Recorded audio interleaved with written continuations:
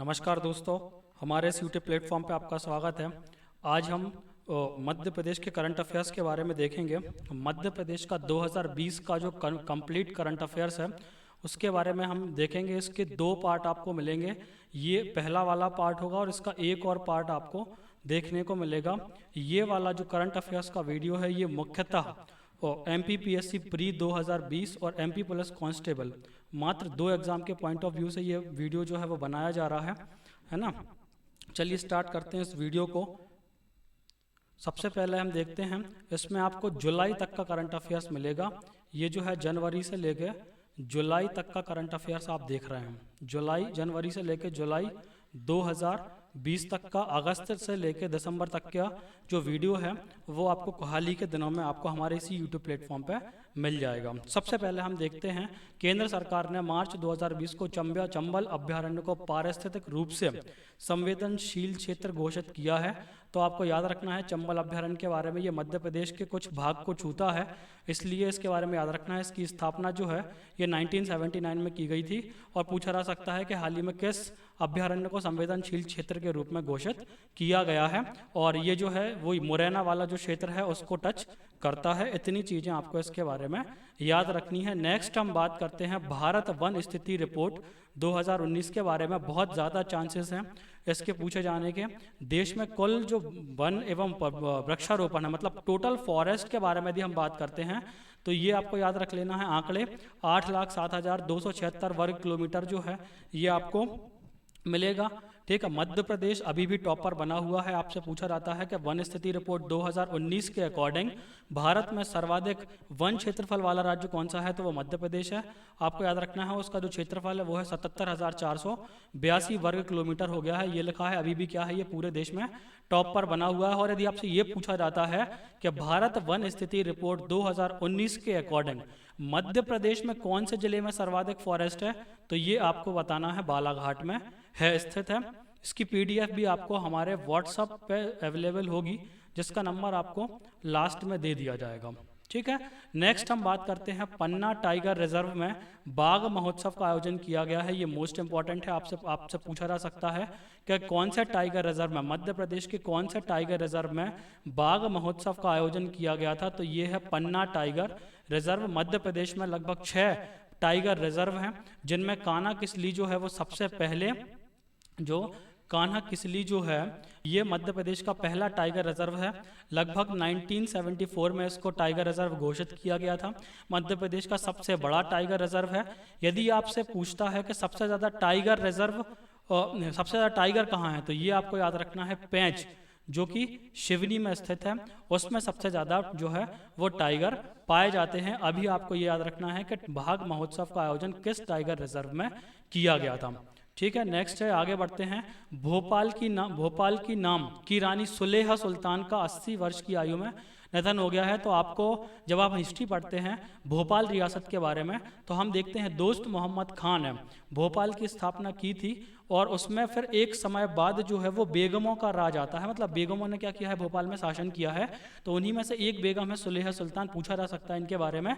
सुलेहा सुल्तान ने का हाल ही में निधन हो गया है। आपसे पूछा जाएगा भोपाल की हाल ही में किस बेगम का जो है वो निधन हो गया है। ठीक है, तो आपको याद रखना है रानी सुलेहा सुल्तान जो है उनका निधन हो गया है। ठीक है, फिर नेक्स्ट आपको याद रखना है अर्जुन पुरस्कार विजेता सुनीता चंद्रा का निधन हो गया है, उनके गृह नगर भोपाल में। तो व्यक्तित्व भी पूछे जाते हैं आपसे कि निम्नलिखित व्यक्तित्व का संबंध मध्य प्रदेश के किस जिले से है, तो आपको याद रखना है, पहले तो आप इनकी उपलब्धि याद रखो, ये भारत की हॉकी टीम की कप्तान रह चुकी हैं। ठीक है, और आपसे सीधा पूछा जाएगा भारतीय हॉकी टीम की कप्तान रह चुकी सुनीता चंद्रा का संबंध मध्य प्रदेश के किस जिले से है, या तो ये पूछा जाएगा, या फिर हाल ही में जो निधन हो गया है सुनीता चंद्रा का उनका किस खेल से संबंधित है, ये पूछा जाएगा। तो आपको याद रखना है हॉकी टीम की कप्तान रह चुकी हैं, मतलब हॉकी से इनका संबंध है। ठीक है, हॉकी ये खेला करती थी।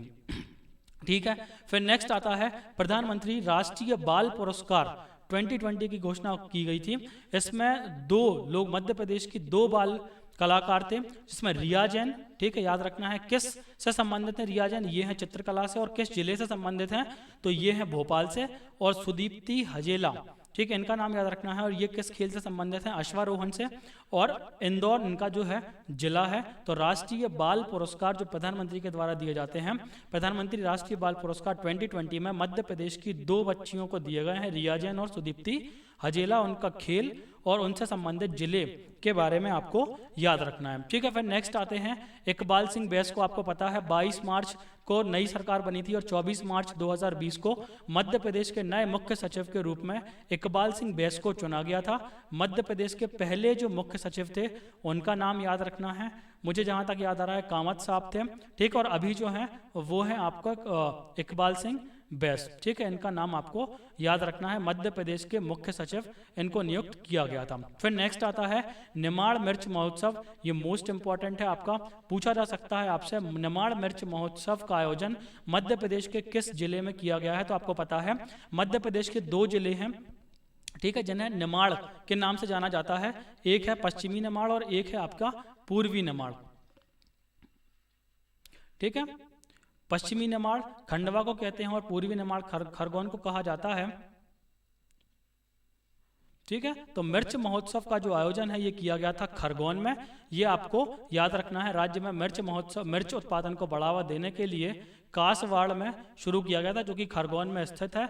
इसका शुभंकर जो है ये था चिली चाचा। ठीक है, ये आप देख पा रहे होंगे तत्कालीन जो प्रधान मुख्यमंत्री थे हमारे कमलनाथ जी, और उस समय जो एग्रीकल्चर मिनिस्टर थे वो थे सचिन सुभाष यादव जी, उनके द्वारा जो है ये शुरुआत किया गया था मिर्च महोत्सव का। मिर्च महोत्सव 2020 खरगोन में इसका आयोजन किया गया था।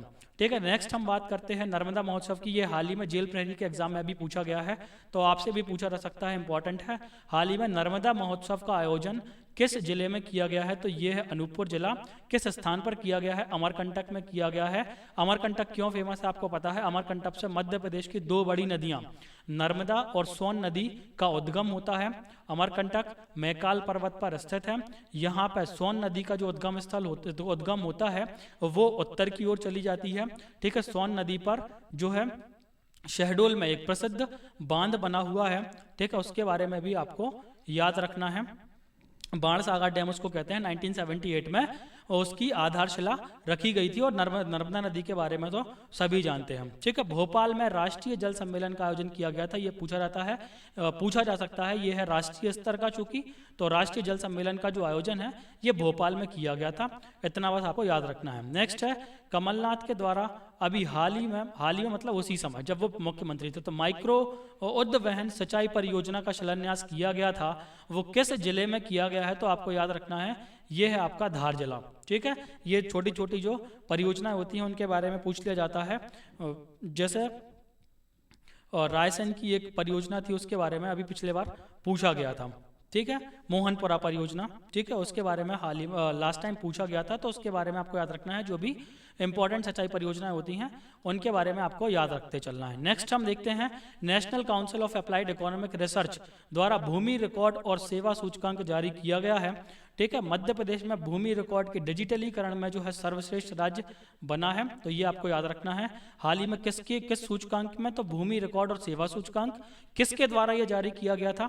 तो ये जारी किया गया था आपका NCAER के द्वारा, national council of applied economic research के द्वारा ये जो है जारी किया गया था। और इसमें डिजिटलीकरण में मध्य प्रदेश ने कौन सा स्थान प्राप्त किया है? तो ये स्थान प्राप्त किया है पहला। नेक्स्ट आते हैं भारत का पहला ई कचरा क्लिनिक। मोस्ट इंपॉर्टेंट है, ये कहाँ पे स्टार्ट किया जाना है? ये किया जाना है आपके भोपाल में। ठीक है, राष्ट्रीय, अभी हमने पिछली स्लाइड में भी देखा था कि राष्ट्रीय जल सम्मेलन का आयोजन भी भोपाल में किया गया था। और ई कचरा क्लिनिक का भी कहाँ? भोपाल में खोला जाना है। ठीक है, किसके द्वारा खोला जाएगा? ये खोला जाएगा CP होगा, ये है ना, ये B नहीं है, P है, सेंट्रल पॉल्यूशन कंट्रोल बोर्ड, केंद्रीय प्रदूषण नियंत्रण बोर्ड, जिनकी स्थापना 1974 में की गई थी, है ना, उसके और नगर निगम भोपाल के द्वारा भोपाल में ही खोला जाएगा। मोस्ट इंपॉर्टेंट योजना है। उसके बाद प्रधानमंत्री मातृ वंदना योजना, जो कि 2017 मतलब 2017 में स्टार्ट की गई थी प्रधानमंत्री मोदी जी के द्वारा। उसके कार्यान्वयन में भी मध्य प्रदेश ने पहला स्थान प्राप्त किया है। तो आपको वो 4 योजनाएं भी दे सकता है कि मध्य प्रदेश ने हाल ही में किस योजना के क्रियान्वयन में पहला स्थान प्राप्त किया है। तो ये आपको याद रखना है, प्रधानमंत्री मातृ वंदना योजना, जिसके क्रियान्वयन में हमने क्या किया है, पहला स्थान प्राप्त किया है। और यदि जिले का नाम पूछ लेता है तो इंदौर है। इंदौर ने प्रधानमंत्री मातृ वंदना योजना में सर्वश्रेष्ठ प्रदर्शन, सर्वश्रेष्ठ क्रियान्वयन किया है। ये योजना 1 जनवरी 2017 को स्टार्ट की गई थी। ये आप पिक्चर में देख पा रहे होंगे, उस समय की जो महिला एवं बाल विकास मंत्री हैं वह इमरती देवी है ना, स्मृति ईरानी द्वारा उन्हें जो है पुरस्कृत किया गया था। इंपॉर्टेंट है प्रधानमंत्री मातृ वंदना योजना। ठीक है, नेक्स्ट देखते हैं, मुख्यमंत्री कर्मचारी स्वास्थ्य बीमा योजना स्टार्ट की गई थी। अब आपको पता है कि 22 मार्च के बाद पूरे देश में लॉकडाउन की स्थिति थी, तो स्वास्थ्य से संबंधित बहुत सारी योजनाएं जो है लागू की गई, मध्य प्रदेश सरकार के द्वारा भी और केंद्र सरकार के द्वारा भी। तो आपको उनकी डेट याद रखना है, किस क्षेत्र में वो स्टार्ट की गई थी और क्या क्या उनके प्रोविजन थे, वो सारी चीजें आपको थोड़ा सा याद रखना है, हाल ही में पूछा जाएगा वो। ठीक है, जैसे मुख्यमंत्री कर्मचारी स्वास्थ्य बीमा योजना यशस्वी मुख्यमंत्री ये आपके शिवराज सिंह चौहान के द्वारा स्टार्ट की गई थी 1 अप्रैल 2020 को। ठीक है, क्या था, तो इसमें जो है राज्य सरकार के जो भी कर्मचारी थे उनको लाभ मिलना था 10 लाख रुपए तक का। ठीक है, यदि सामान्य बीमारी है तो 5 लाख रुपए तक का, और यदि गंभीर बीमारी हो जाती है, चूंकि कोविड का टाइम चल रहा था इसलिए 10 लाख रुपए तक का उनको बीमा प्रोवाइड कराएगी। कौन करवाएगी, राज्य सरकार। स्टार्ट हुई थी 1 अप्रैल 2020 को कर्मचारी स्वास्थ्य बीमा योजना। ठीक है, और ओपीडी में भी उन्होंने अपनी जो राशि है वो बढ़ा दी थी राज्य सरकार ने, कि अब 10,000 तक का जो ओपीडी में उपचार है वो दे दिया जाएगा इन्हीं कर्मचारियों को। ठीक है, अभी कुछ कम होता था, ओपीडी में यदि आप जाते हो तो कुछ कम पैसों की सुविधा मिलती थी, लेकिन इस योजना के तहत उन्होंने ओपीडी में भी जो उपचार सुविधा है उसमें 10,000 रुपए तक का उसको कर दिया था। ठीक है, उसके बाद आता है एक और इम्पॉर्टेंट नाम है मध्य प्रदेश में, ये है आपका भावना डेहरिया का नाम। ये है आपका भावना डेहरिया का नाम। आपसे पूछा जाएगा पहला तो भावना डेहरिया का संबंध किससे है, तो वो है आपकी क्लिम्बर। ठीक है, ये क्या है, क्लिम्बर है, मतलब ये क्या करती हैं, ऊंची ऊंची चोटियों को चढ़ती हैं। फिर भावना डेहरिया जो कि हाल ही में चर्चा में रहती हैं, उनका संबंध मध्य प्रदेश के किस जिले से है, तो ये है छिंदवाड़ा जिले से। ठीक है, हाल ही में चर्चा में क्यों है, तो ये है ऑस्ट्रेलिया महाद्वीप की जो सबसे ऊंची चोटी है। ठीक है, ये आप देख पा रहे हो सबसे ऊंची चोटी है माउंट कोसियास्को पर इन्होंने पहुंची हैं और क्या लहराया है, तिरंगा को लहराया है। तो इतना आपको याद रखना है। इससे पहले इन्होंने अफ्रीका महाद्वीप की जो सबसे ऊंची चोटी माउंट किलिमंजारो है उस पर भी दीपावली मनाई थी, तो इसलिए ये लगातार चर्चा में रहती हैं, तो इसके बारे में आपको याद रखना है। ये आप उनकी फोटो देख पा रहे हैं। ठीक है, और छिंदवाड़ा की रहने वाली है, क्लिम्बर है भावना डेहरिया, ऑस्ट्रेलिया की हाल ही में सबसे ऊंची चोटी पर इन्हें तिरंगा लहराया है। नेक्स्ट आता है नमस्ते ओरछा कार्यक्रम। नमस्ते ओरछा कार्यक्रम नाम से ही पता चल रहा है कहाँ आयोजित किया जाएगा, ओरछा में। ओरछा किस जिले में है, आपसे पूछा जाता है निवाड़ी जिले में। हाल ही में एक चीज और याद रखनी है कि हाल ही में ओरछा को मतलब 2018-19 में यूनेस्को की अस्थायी सूची में शामिल कर लिया है, तो ये भी पूछा जा सकता है। उद्देश्य क्या था, पर्यटन को बढ़ावा देना। ठीक है, बहुत सिंपल सा है, कोई दिक्कत की बात नहीं है। 2017-18 में सर्वश्रेष्ठ विरासत शहर के रूप में भी ओरछा को चुना जा चुका है, तो इसके इतनी चीजें आपको याद रखना है। ये क्यों फेमस है, यहाँ पे एक तो महल है, जहांगीर महल है। ठीक है, और श्री राम राजा मंदिर भी यहाँ पर स्थित है। और ओरछा कई बार पूछा जाता है कि किस नदी के किनारे स्थित है, तो आपको याद रखना है ओरछा बेतवा नदी के किनारे स्थित है, निवाड़ी जिले में आता है। पहले टीकमगढ़ जिले में आता था। 2018 में जब निवाड़ी जिला बना तो फिर निवाड़ी में ये आने लगा था। 2017 में सर्वश्रेष्ठ विरासत शहर, और हाल ही में अभी यूनेस्को की अस्थायी सूची में भी इसको शामिल कर लिया गया है। एक और महत्वाकांक्षी परियोजना आ रही है, ये है आपकी राम वन गमन पथ परियोजना। राम वन गमन पथ परियोजना जो है ये मध्य प्रदेश सरकार के द्वारा स्टार्ट की गई बहुत महत्वाकांक्षी योजना है। बहुत समय से ये चर्चा चलती रहती है। ये है क्या, तो सबसे पहले तो आप इस डायग्राम से आपको समझना है कि ये जो है ये चित्रकूट है, और चित्रकूट से लेके ये अमरकंटक तक, ठीक है, चित्रकूट से लेकर अमरकंटक तक ये रोड बनना है। ठीक है, तो इस रोड नहीं बन पा रहा है ना। हर बार मैनिफेस्टो में जो भी सरकार आती है वो इसका जिक्र जरूर करती है कि हम राम वन पथ गमन पथ परियोजना पे काम करेंगे। तो हाल ही में मामा ने इसको एक ट्रस्ट बनाने की मंजूरी दे दी है, तो ये आपको याद रखना है। ठीक है, मध्य प्रदेश सरकार ने राम वन गमन पर पथ योजना के निर्माण के लिए एक ट्रस्ट बनाने की मंजूरी दे दी है। जो इस परियोजना के लिए अब आगे का काम करेगा। ये है क्या, तो स्लाइड में बताया गया है, ये वन में जीवन के 14 वर्षों के दौरान भगवान राम के द्वारा जो लिया गया मार्ग है, जो मध्य प्रदेश में पड़ता है खासकर, उसके लिए ये जो है बनाया जाएगा। इस पर रोड वगैरह बनाई जाएगी, इस पर पर्यटन को विकसित किया जाएगा। तो ये परियोजना इंपॉर्टेंट है। इसमें हाल ही में ट्रस्ट बनाने की मंजूरी दे दी गई है मध्य प्रदेश सरकार के द्वारा। ठीक है, नेक्स्ट आता है, मध्य प्रदेश सरकार ने राज्य के सभी स्कूलों में, ठीक है, संविधान की प्रस्तावना को क्या कर दिया है, आपका अनिवार्य कर दिया। मतलब राज्य के सभी स्कूलों में संविधान की प्रस्तावना तो आपको पढ़ाना ही होगा। ऐसा करने वाला मध्य प्रदेश कौन सा राष्ट्र है, ये पूछा जा सकता है। कौन सा राज्य है, तो ये आपसे पूछा जा सकता है। तो आपको याद रखना है, मध्य प्रदेश ऐसा करने वाला जो है दूसरा राज्य है। ठीक है, पहला राज्य कौन सा है, फिर पहला राज्य है आपका महाराष्ट्र। महाराष्ट्र में संविधान की प्रस्तावना को पढ़ाना अनिवार्य है, और उसके बाद है मध्य प्रदेश। ठीक है, नेक्स्ट हम पढ़ते हैं बिलासपुर, जो कि छत्तीसगढ़ में स्थित है। छत्तीसगढ़ के कानन पेंडारी जूलॉजिकल पार्क से बब्बर शेर का एक जोड़ा भोपाल के वन विहार में लाया गया है।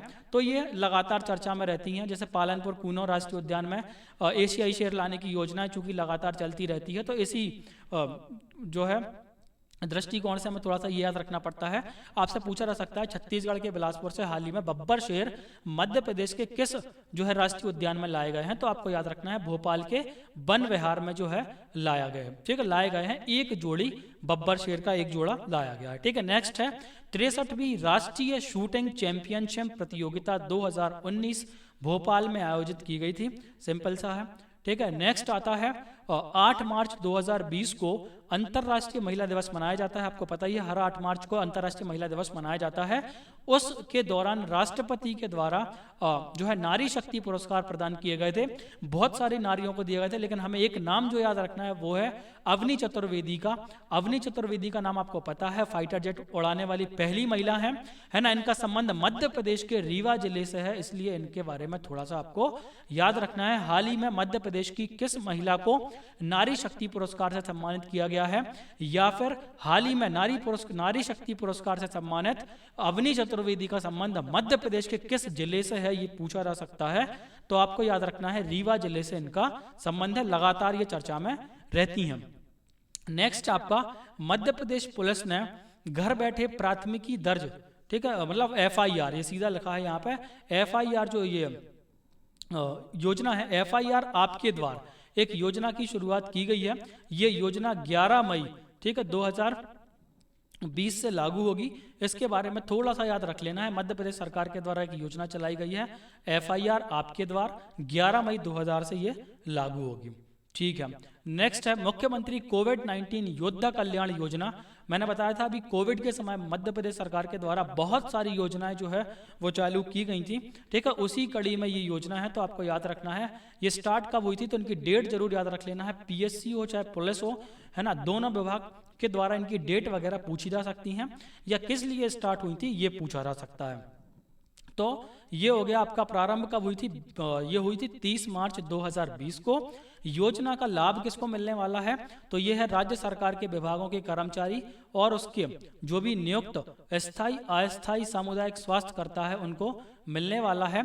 इस योजना के तहत राज्य सरकार 50 लाख रुपए तक का क्या दे रही है, विशेष स्वास्थ्य बीमा दे रही है।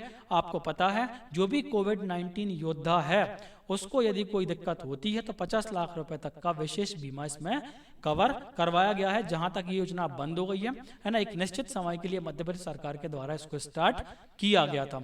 ठीक है, एक और मोस्ट इंपॉर्टेंट योजना है ना, अभी तक जितनी भी योजनाएं पड़ी हैं उसमें सबसे ज्यादा यदि चांस किसी योजना का पूछे जाने का है या किसी ना किसी एग्जाम में ये जरूर पूछी जाएगी, one nation one ration card योजना। प्रधानमंत्री मोदी जी के द्वारा इसको 1 जून 2020 में लागू किया गया था पूरे देश में, और मध्य प्रदेश सरकार के द्वारा इसे 9 जून 2020 को लागू किया गया है। बहुत ही इंपॉर्टेंट योजना है ये। प्रावधान क्या है इसमें? लाभार्थियों को देश के किसी भी हिस्से में यदि आपका राशन कार्ड बना हुआ है तो ऐसा नहीं है कि सिर्फ आप अपनी नजदीक की उचित मूल्य की दुकान से ही उसको खरीद सकते हैं। यदि आप कहीं बाहर रहते हैं और है ना पलायन कर चुके हैं अपने प्रदेश से, तो आप कहीं पे भी है ना उस लाभार्थी को किसी भी स्थान पे राशन कार्ड का जो लाभ है वो प्रोवाइड कराया जाएगा। इसके तहत आपको इसकी डेट जरूर याद रख लेनी है। 9 जून मध्य प्रदेश और 1 जून को पूरे देश में लागू हुई थी। नेक्स्ट आता है जीवन अमृत योजना स्टार्ट की गई थी मध्य प्रदेश सरकार के द्वारा 28 अप्रैल 2020 को यह स्टार्ट हुई थी। इसमें बहुत सिंपल सी योजना है, प्रतिरक्षा प्रणाली को मजबूत करने के लिए पूछा जा सकता है। यह जरूर पूछा सकता है कि इस योजना का संबंध नागरिकों के किस क्षेत्र से है। तो ये प्रतिरक्षा प्रणाली को मजबूत करने के लिए की गई थी। किस विभाग के द्वारा चलाई गई थी? तो आपको याद रखना है आयुष विभाग के द्वारा। ये जरूर इंपॉर्टेंट है ना। इसमें स्वास्थ्य मंत्रालय नहीं आएगा, आयुष विभाग के द्वारा स्टार्ट की गई थी।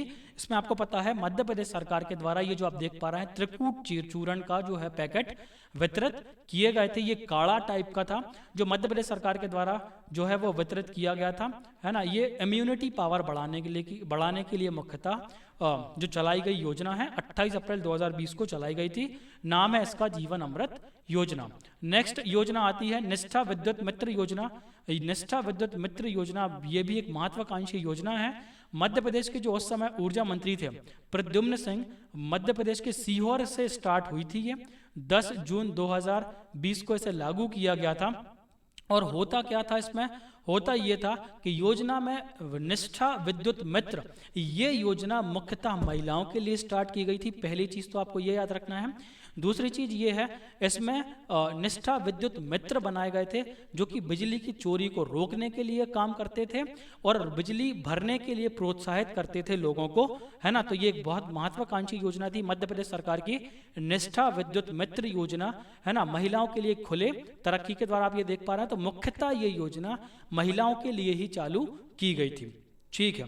नेक्स्ट आता है जीवन शक्ति योजना। जीवन शक्ति योजना ये स्टार्ट की गई थी 25 अप्रैल 2020 को, है ना। और इसमें शहरी क्षेत्रों में महिलाओं को घर पर मास्क बनाकर कमाने के लिए सक्षम किया गया था। आपको पता है सरकार के द्वारा मास्क खरीदे गए थे, उसके लिए एक रजिस्ट्रेशन करवाया गया था। आप मास्क बनाकर सरकार को बेच सकते थे। सरकार एक मास्क जो है वो 11 रुपए में खरीद रही थी। तो उसी योजना का नाम था जीवन शक्ति योजना जो कि 25 अप्रैल 2020 से स्टार्ट हुई थी मध्य प्रदेश सरकार के द्वारा। ठीक है। मास्क बनाए और आमदनी कमाए, ये उसका जो है ये था स्लोगन था, है ना। इसका उद्देश्य क्या था? महिलाओं को रोजगार प्रदान कराने के लिए। ठीक है। और कोरोना वायरस से लड़ने की दोहरी भूमिका निभाने के लिए इसका मुख्य उद्देश्य था। नेक्स्ट आते हैं अध्यक्ष वगैरह बदले हुए हैं। तो आपको याद रखना है मध्य प्रदेश राज्य पशुधन एवं कुक्कुट विकास के अध्यक्ष जो है वो श्री JN कंसोटिया को चुना गया है। अध्यक्ष पूछे जाते हैं जो भी नई नियुक्ति होती हैं। अब ये कुक्कुट विकास निगम जो है ये 1982 में बना था, है ना। ये इसकी डिटेल हो जाएगी, इतना और आपको याद रख लेना है। नेक्स्ट है आपका राज्य शासन के द्वारा एक IAS अधिकारी हैं जो रिटायर्ड हो चुके हैं, GP सिंघल साहब। इनका नाम जरूर याद रखना। ये दूसरा मुख्य फैक्ट है। एक one nation one ration card वाली योजना बहुत इंपॉर्टेंट है। उसके बाद यदि कुछ इंपॉर्टेंट है तो ये आयोग है राज्य भूमि सुधार आयोग बनाया गया है मध्य प्रदेश सरकार के द्वारा। ठीक है। और इसके अध्यक्ष पहले बनाए गए थे इंद्रनील शंकर दाणी जी। ठीक है। इसके पहले अध्यक्ष जो है वो इंद्रनील शंकर दाणी जी बनाए गए थे, लेकिन इनका हाल ही में निधन हो जाने के कारण इन्होंने जो है वो त्याग पत्र दे दिया था। तो उनके बाद फिर GP सिंघल साहब को राज्य भूमि सुधार आयोग का अध्यक्ष बनाया गया था। ठीक है। फिर उसके बाद मध्य प्रदेश सरकार के द्वारा एक और महत्वाकांक्षी योजना चलाई गई थी जिसका नाम था चरण पादुका अभियान। ठीक है। इसमें क्या हुआ था? ये अभियान मुख्यतः मध्य प्रदेश पुलिस के द्वारा संचालित किया गया था। अब आपको भी पता है कि जो है बहुत सारे मजदूरों का पलायन हुआ था। तो कुछ मजदूर बहुत ही कमजोर वर्ग के थे, है ना। उनके लिए जो है जूते और चप्पल मुहैया कराने के लिए ये योजना मध्य प्रदेश पुलिस के द्वारा चलाई गई थी। मई 2020 में इसको स्टार्ट किया गया था। सिंपल सी योजना है चरण पादुका अभियान। मध्य प्रदेश पुलिस किस विभाग के द्वारा स्टार्ट किया गया था? नॉर्मली ये बस पूछा जा सकता है आपसे। ठीक है। नेक्स्ट है प्रधानमंत्री गरीब कल्याण रोजगार योजना, ये भी इंपॉर्टेंट है आपकी, और इसको स्टार्ट किया गया था 20 जून 2020 को, है ना, सिंपल डेट है इसकी, तो आप 20 जून 2020 को स्टार्ट किया गया था। 6 राज्यों के 116 जिलों में इसको लागू किया गया है। मध्य प्रदेश के कितने जिले शामिल किए गए हैं, तो इसमें मात्र 24 जिलों को शामिल किया गया है। मध्य प्रदेश के प्रधानमंत्री मोदी जी के द्वारा इसको स्टार्ट किया गया था। नाम से ही आपको पता चल रहा है गरीब कल्याण, गरीब के कल्याण के लिए और उसको रोजगार उपलब्ध कराने के लिए यह अभियान चलाया गया था लॉकडाउन के बाद 20 जून 2020 को। ठीक है। नेक्स्ट है रजिस्ट्रार जनरल ऑफ इंडिया के कार्यालय के अनुसार मध्य प्रदेश में शिशु मृत्यु दर सर्वाधिक है। ठीक है। इसकी दर आपसे पूछा जा सकता है, ये आंकड़ा भी हाल ही में जारी हुआ है, चूंकि 48 मतलब 1000 जीवित जन्म शिशुओं पर 48 बच्चों की क्या हो जाती है मध्य प्रदेश में डेथ हो जाती है। इसी को हम क्या कहते हैं, शिशु मृत्यु दर कहते हैं। और रजिस्ट्रार जनरल ऑफ इंडिया के कार्यालय के द्वारा मध्य प्रदेश की जो शिशु मृत्यु दर है वो देश में सर्वाधिक पाई गई है, इसलिए इसके बारे में भी आपको याद रखना है। ये नेगेटिव थॉट है, थोड़ा सा आपको इसके बारे में लेकिन याद रखना है, पूछा जा सकता है आपको। नेक्स्ट है प्रवासी मजदूरों के लिए मध्य प्रदेश में एक प्रवासी श्रमिक आयोग का गठन किया गया है ना। वही मैं बता रहा था, पलायन चूकी करके जो आए हैं बाहर से श्रमिक, उनके लिए 2 वर्ष के लिए प्रवासी श्रमिक आयोग बनाया गया है। उद्देश्य क्या है, राज्य में मिलेगा उनको रोजगार। पता है आपको, कोरोना संकट के कारण जो वापस आ गए हैं तो उनको रोजगार दिलाने के लिए ही, ठीक है, ये आयोग का गठन किया गया है। ठीक है। करीबन 15 लाख मजदूर मध्य प्रदेश में वापस लौटे हैं, ये आंकड़ा भी आप याद रख सकते हैं। इन्हीं के लिए ये योजना चलाई गई है। ठीक है। नेक्स्ट एक वन लाइनर फैक्ट है, ये प्रदेश का पहला पशु इंसिनेटर जो है, ठीक है, क्या कहला, इंसिनेटर को हम भस्मक भी कहते हैं, ग्वालियर में स्थापित किया गया है। ये अपशिष्ट प्रबंधन की एक विधि है जिसको इंसिनेशन कहते हैं। इंसिनेटर कहाँ स्थापित किया जा रहा है, ग्वालियर में स्थापित किया जाएगा। देश का पहला child friendly court Madhya Pradesh के उज्जैन में प्रारंभ किया जा रहा है। ये एक वन लाइनर है, आपको पूछा जा सकता है। नेक्स्ट है रोजगार सेतु योजना, ये मध्य प्रदेश सरकार के द्वारा स्टार्ट की गई थी मई 2020 में।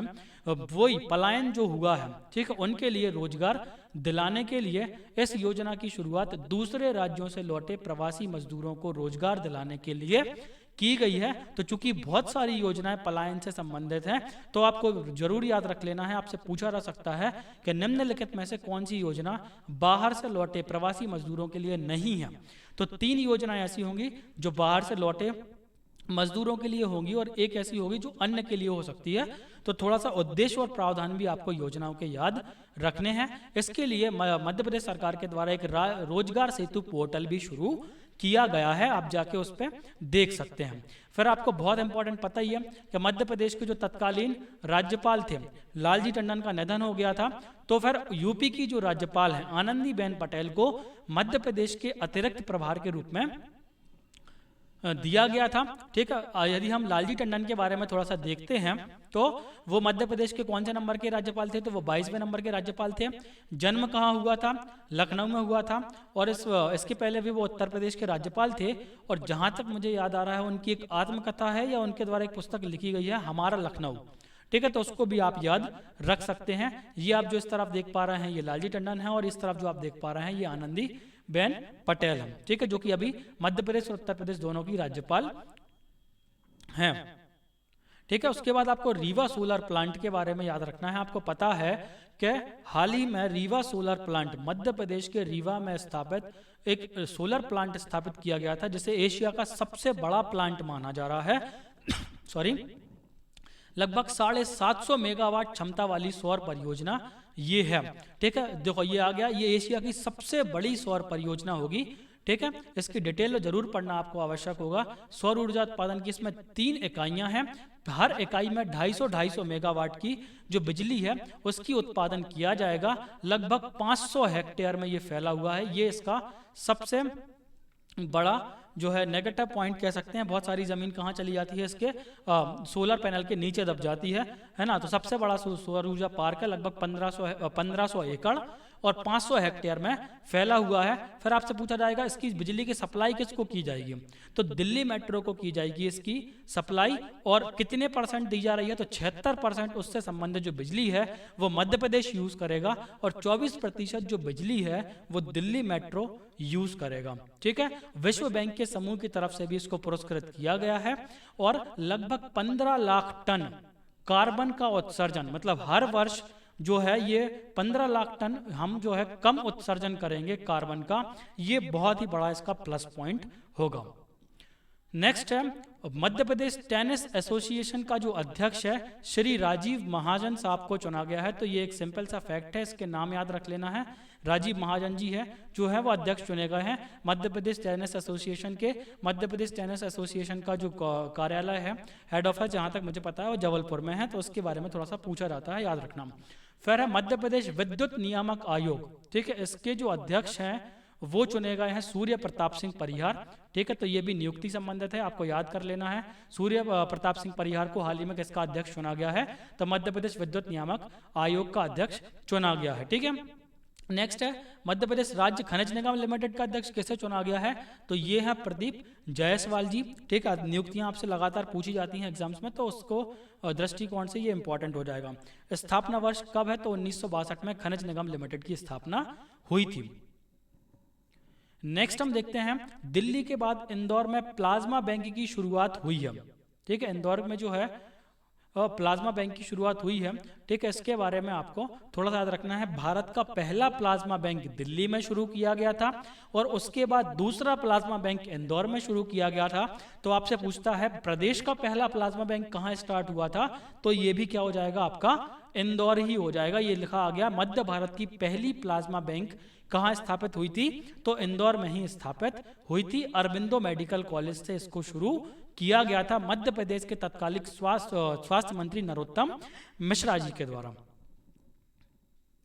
ठीक है, नेक्स्ट आता है मध्य प्रदेश पर्यटन ने पर्यटकों को आकर्षित करने के लिए एक अभियान शुरू किया था। उसी समय जब लॉकडाउन खुला था तो एक अभियान शुरू किया गया था, इंतजार आपका नामक अभियान शुरू किया गया था, है ना। मध्य प्रदेश टूरिज्म के ट्वीट से इसकी जानकारी दी गई थी, आप देख पा रहे होंगे इंतजार आपका नाम का ये जो है एक अभियान शुरू किया गया था। ये जहाज महल का ट्वीट है। ठीक है, मध्य प्रदेश टूरिज्म के द्वारा इसको ट्वीट किया गया था कि अब जो है दर्शक पर्यटन आ सकते हैं, है ना, किसी भी पर्यटन स्थल पर। ठीक है, तो आपसे पूछा यह जा सकता है कि पर्यटन को बढ़ावा देने के लिए पर्यटन मंत्रालय के द्वारा किस स्कीम या किस अभियान को आयोजित किया गया था, तो इंतजार आपका अभियान उल्लेखित है।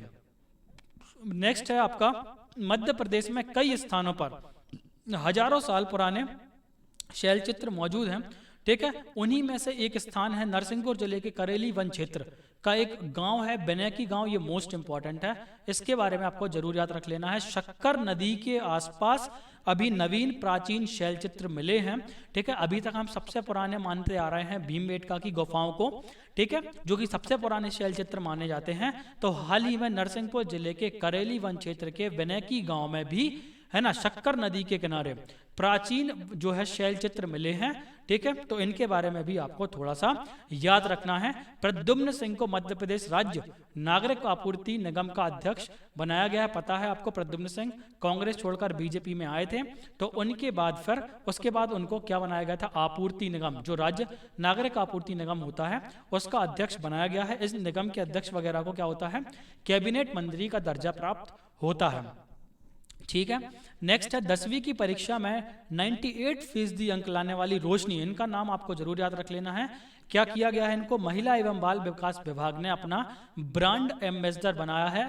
आपसे पूछा जा सकता है मध्य प्रदेश महिला एवं बाल विकास मंत्रालय जो विभाग है उसने अपना जो ब्रांड एम्बेसडर है वो किसे नियुक्त किया है, तो ये नियुक्त किया है आपको रोशनी नाम की लड़की, जिसने 10वीं कक्षा में 98% जो है लेके आई है। और इससे भी इम्पोर्टेंट ये है कि ये रोज अपने गांव से लगभग 24 किलोमीटर साइकिल चलाकर स्कूल जाती थी। ये सबसे इम्पोर्टेंट चीज है। उस समय जो महिला एवं बाल विकास मंत्रालय था वो किसके पास था, इमरती देवी जी के पास था। तो इसके बारे में आपको याद रखना है, इमरती देवी जी के बारे में याद रखना है। ठीक है, हाल ही में तो अब मंत्री नहीं है वो, ठीक है, लेकिन आपको रोशनी के बारे में याद रखना है कि हाल ही में ब्रांड एम्बेसडर अभी भी रोशनी ही बनी हुई है। नेक्स्ट है आपका ग्वालियर चंबल एक्सप्रेस पे एक और मोस्ट इंपॉर्टेंट आपका फैक्ट है, इसका नामकरण कर दिया गया है, श्री अटल बिहारी वाजपेयी चंबल प्रगति मार्ग कर दिया गया है। भोपाल में वाजपेयी जी की भव्य प्रतिमा भी स्थापित की जा रही है।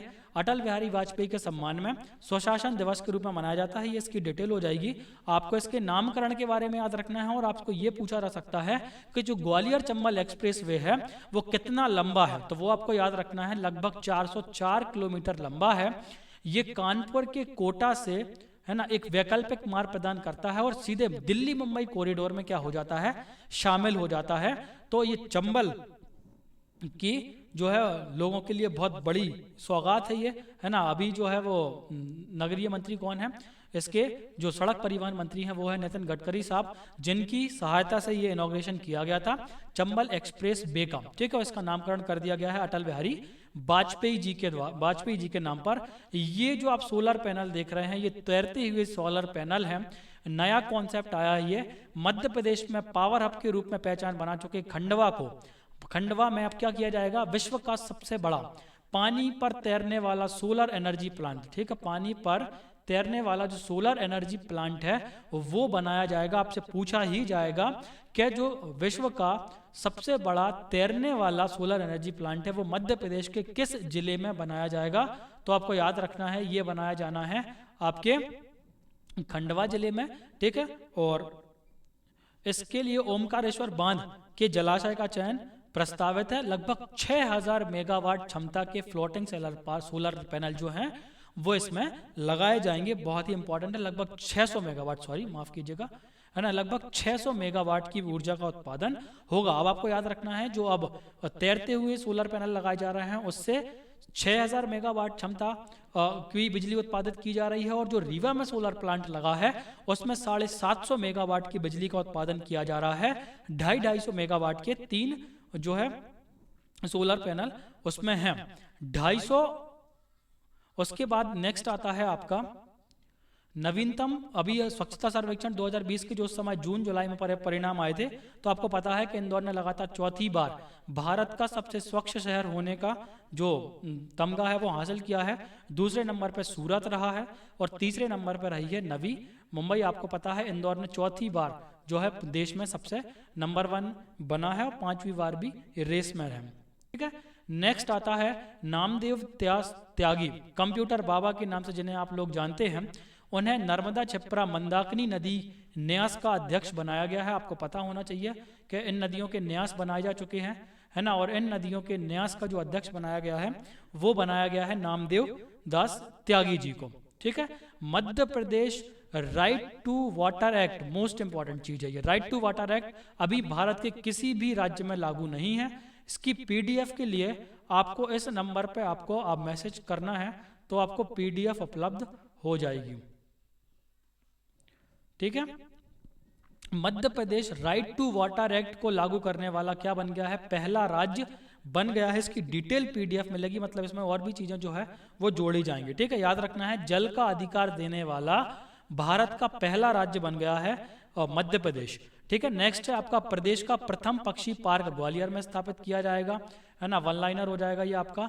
नेक्स्ट है मध्य प्रदेश सरकार ने मास्क ना पहनने वालों के लिए एक अभियान शुरू किया था, है ना, ये आपको नाम बस याद रख लेना है, रोको टोको अभियान मध्य प्रदेश सरकार के द्वारा स्टार्ट किया गया था। ठीक है, फिर ये इंपॉर्टेंट है आपका कि मध्य प्रदेश सरकार के द्वारा स्कूली शिक्षा विभाग जो होता है उसके द्वारा बच्चों की पढ़ाई बाधित ना हो, तो उसके लिए एक एप्लीकेशन शुरू किया गया था जिसका नाम आपसे पूछा जा सकता है, तो उसका नाम है टॉप पेरेंट ऐप।